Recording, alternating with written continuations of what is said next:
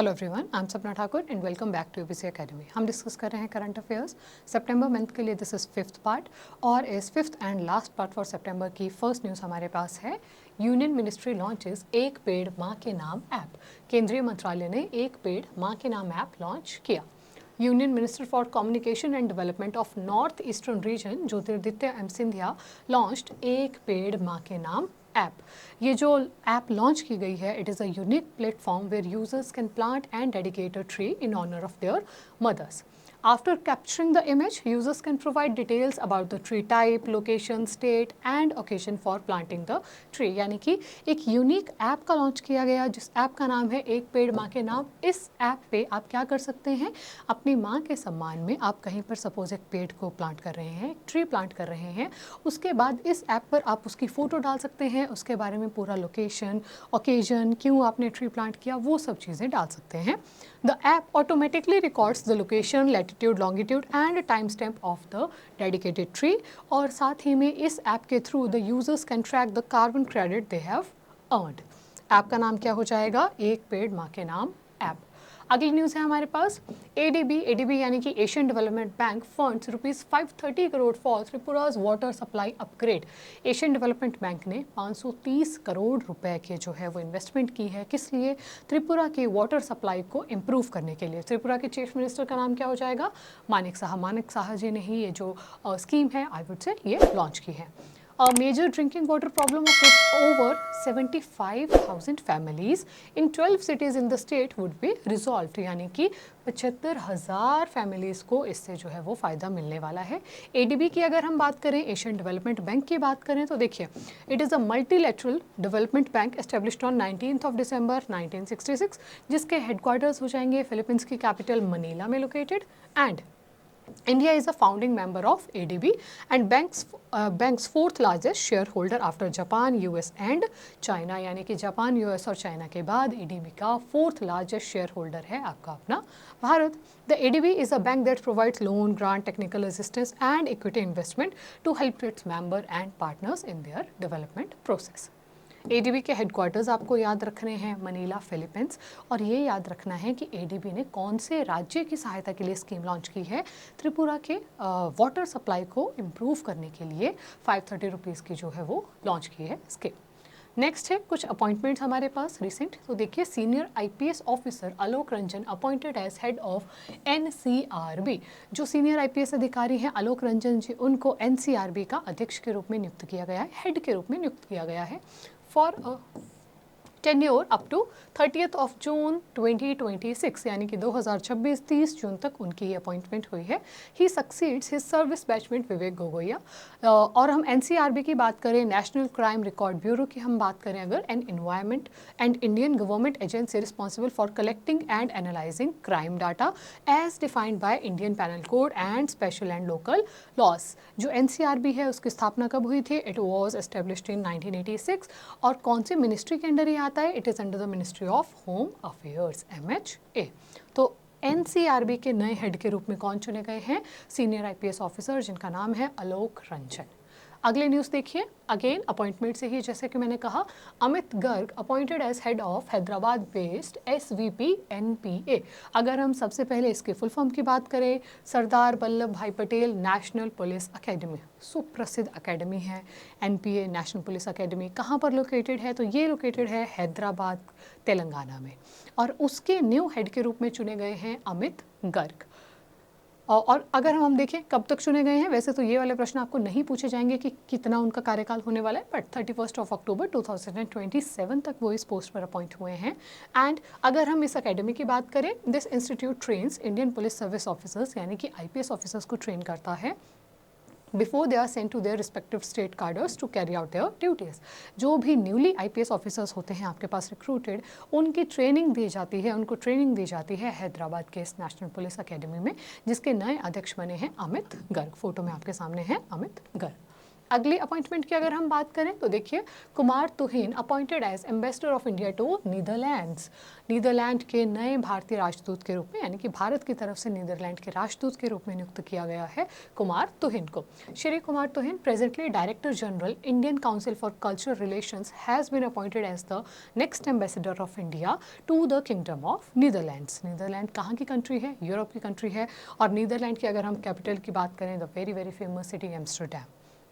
The Netherlands has become India's third largest export destination in the world in 2023 and 24 after US and UAE, यानी कि भारत का जो favourite निर्यातक देश में कहूँ, जहाँ पर भारत सबसे ज़्यादा एक्सपोर्ट करता है, अपना सामान सेंड करता है, फर्स्ट पर है यूएस, सेकंड पर we have UAE and third पर हमारे पास है नीदरलैंड्स।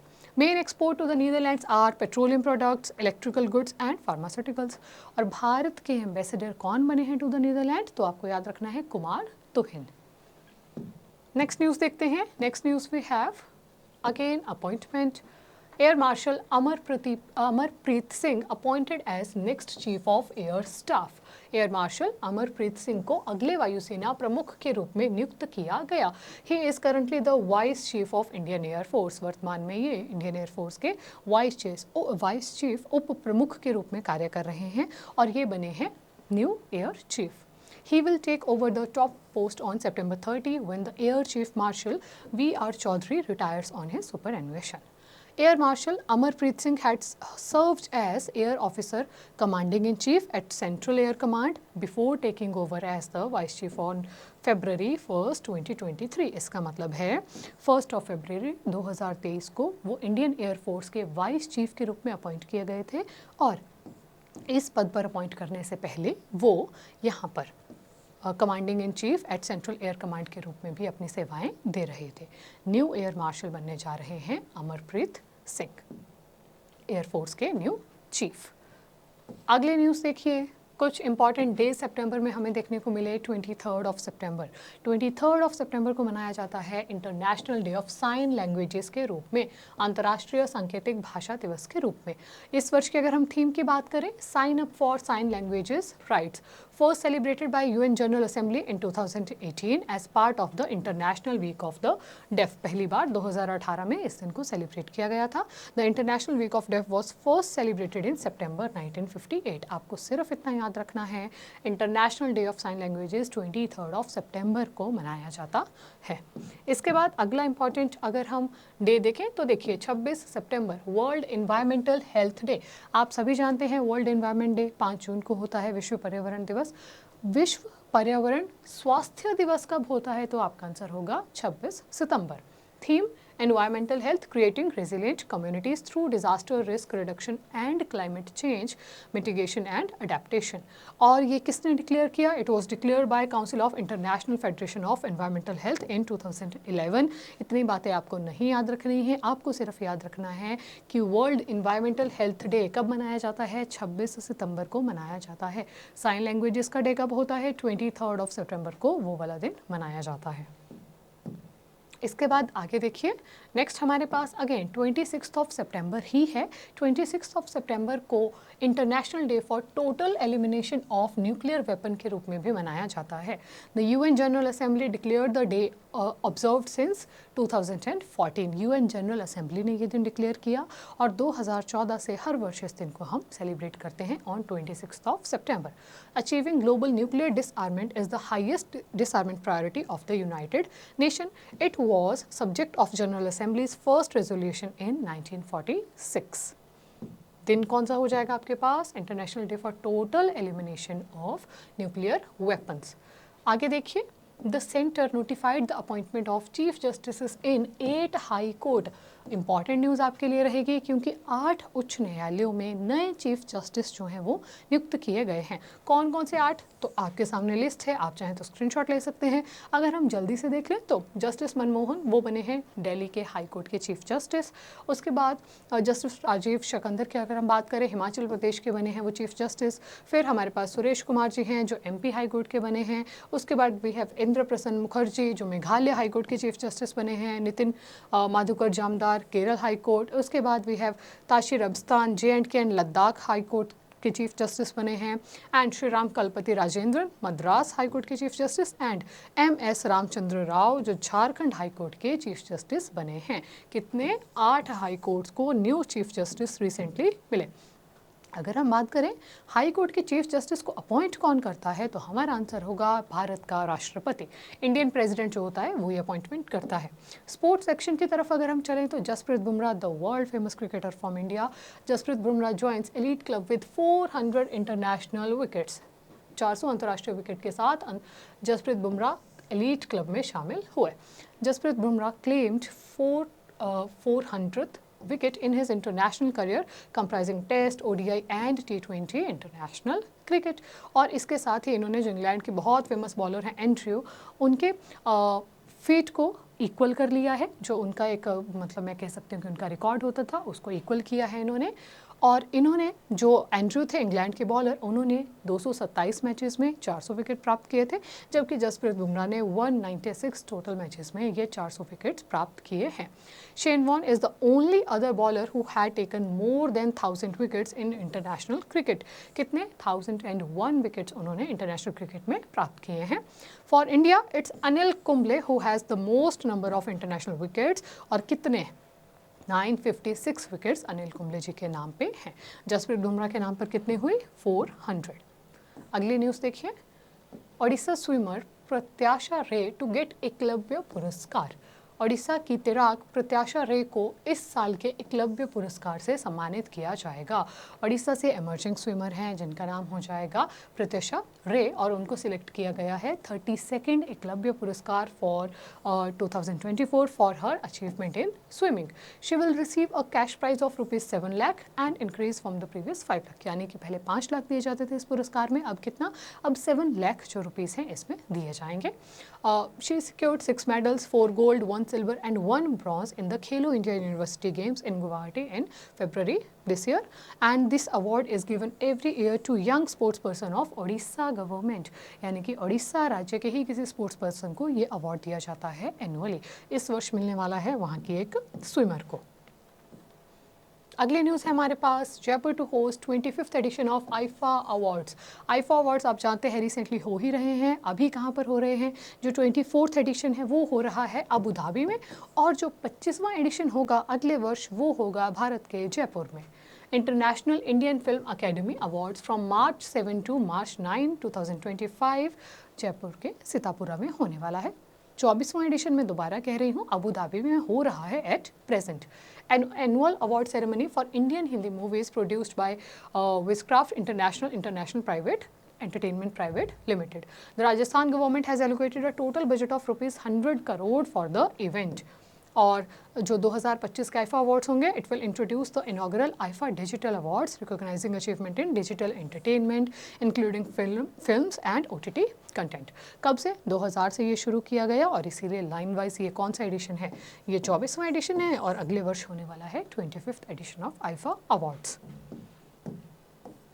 नेक्स्ट न्यूज़ है हमारे पास, very very important news, very very famous news. Kiran Rao's Laapataa Ladies is India's official submission to Oscar 2025। जो jury of the Film Federation of India है उसने फाइनली इस मूवी को सिलेक्ट किया है ऑस्कर्स के लिए, जिसको नॉमिनेट किया गया है भारत की तरफ से। India was last nominated for best international feature at the academy award for Lagaan in 2001। The 97th academy awards are scheduled for 2025 in Hollywood, Los Angeles, US। Bharat की तरफ से जो मूवी का नाम दिया गया है वो मूवी का नाम हो जाएगा द वेरी फेमस मूवी लापता लेडीज। कौन है डायरेक्टर? ऑब्वियसली किरण राव। अगली न्यूज़ है हमारे पास, Riya Singha crowned Miss Universe India 2024। Gujarat की 19 वर्षीय रिया सिंघा को मिस यूनिवर्स इंडिया के खिताब से नामित किया गया है, या मैं कहूँ सम्मानित किया गया है, और वो आगे इंडिया को रिप्रेजेंट करेंगी मिस यूनिवर्स के टाइटल में। The 73rd miss universe pageant will take place in Mexico City on Saturday November 16, 2024। तो 16 नवंबर 2024 को हमारे सामने आएगा मिस यूनिवर्स का रिजल्ट, और उसमें भारत को रिप्रेजेंट करेंगे गुजरात की 19 वर्षीय रिया सिंघा। फोटो में आपके सामने है Riya Singha. Next news, again very important news we have. India clinch historic double gold medals in 45th chess Olympiad. बहुत प्राउड की बात है हमारे लिए। The Indian contingent secured double gold medal in both the open and women's categories at 45th chess Olympiad in Budapest, Hungary. Men's team defeated Slovenia and women's team defeated Azerbaijan. Prior to this victory, India's best achievement in this open section were bronze medal, जो उन्होंने कब जीता था 2014 और 2022 में। और ये India के एकदम बेस्ट परफॉर्मेंस है क्योंकि 2024 में उन्होंने जीता है डबल गोल्ड मेडल। अब देखते हैं आज की वीडियो से आपको कितने क्वेश्चंस रहे। ध्यान। First, what is the funding source for मुख्यमंत्री नगर उन्नयन प्रकल्प लॉन्च्ड इन त्रिपुरा। त्रिपुरा में जो स्कीम शुरू की गई है वाटर अवेलेबिलिटी को बेहतर बनाने के लिए, उसका फंडिंग सोर्स क्या है हमारे पास। ऑप्शंस है government of India, world bank, Asian Development bank या फिर लोकल म्यूनिसिपल कॉरपोरेशन। क्या होगा आंसर? हमने पढ़ा था ऑप्शन नंबर सी, जो एडीबी है उसने 530 करोड़ रुपए की जो जमा राशि है या मैं कहूँ धन राशि है वो त्रिपुरा के लिए प्रदान की है ताकि वहाँ की वाटर सप्लाई को बेहतर किया जा सके। अगला प्रश्न है आपके पास, who has been appointed as next chief of air staff. अगले वायुसेना प्रमुख के रूप में किसे नियुक्त किया गया है। दिए गए ऑप्शंस में से आपका सही आंसर हो जाएगा direct option number 2, air marshal Amarpreet Singh जो हैं वो भारतीय वायुसेना के नए एयर चीफ चुने गए हैं। अगला क्वेश्चन देखते हैं। We have in which city the 25th edition of International Indian Film Academy Awards will be held। जो आईफा अवार्ड्स 2025 के हैं वो कौन से शहर में होने वाले हैं? मुंबई, दिल्ली, जयपुर या फिर बेंगलुरु। ऑप्शन नंबर सी हो जाएगा राइट आंसर। राजस्थान के जयपुर में होने वाले हैं 25th एडिशन और 24th एडिशन जैसा कि हमने डिस्कस किया अबू धाबी में हो रहा है एट प्रेजेंट। अगला प्रश्न है हमारे पास, who is the director of film Laapataa Ladies. Laapataa Ladies से आप मान के चलिए आपके एग्जाम में क्वेश्चन बनेगा ही बनेगा। फेमस मूवी है, ऑस्कर्स के लिए भारत की तरफ से गई है, तो वो कौन सी मूवी हो जाएगी? लापता लेडीज़। एंड कौन है उसके director? Option number D, Kiran Rao ji की वो है मूवी। अगला प्रश्न, who has been appointed as next ambassador of India to the Kingdom of Netherlands। Netherlands के लिए भारतीय राजदूत के रूप में कौन चुने गए हैं? भारत की तरफ से जो राजदूत चुने गए हैं टू द नीदरलैंड्स, वो हमारा राइट आंसर हो जाएगा ऑप्शन नंबर बी, यहाँ पर श्री कुमार तुहिन। आगे देखिए, अगला क्वेश्चन हमारे पास रहेगा, When is international day of sign languages celebrated. Sign languages के लिए जो अंतर्राष्ट्रीय दिवस है वो मनाया जाता है 23 ऑफ सितंबर को। उसके बाद अगला प्रश्न रहेगा, When is world environmental health day celebrated. विश्व पर्यावरण दिवस तो 5 जून को होता है, बट विश्व पर्यावरण स्वास्थ्य दिवस मनाया जाता है 26 ऑफ सितंबर को। Next question is, who is crowned Miss Universe India 2024। Option number A हो जाएगा राइट आंसर। गुजरात के 19 वर्षीय जो रिया सिंघा है वो चुनी गई है मिस यूनिवर्स इंडिया 2024। और अगला प्रश्न रहेगा आप लोगों के लिए, which country won historic double gold medal in 45th chess olympiad. 45th शतरंज के ओलंपियाड में किस देश ने ऐतिहासिक दोहरा स्वर्ण पदक जीता। ऑप्शंस रहेंगे चाइना, इंडिया, यूएसए या फिर रशिया। जो भी होगा राइट आंसर वो आप हमें कमेंट्स में लिखकर बताएंगे। This was all for this video. Thank you so much for watching. अगर आपको वीडियो अच्छी लगी हो तो लाइक करें, कमेंट करें, हमारे चैनल को सब्सक्राइब करें। Keep smiling, keep watching.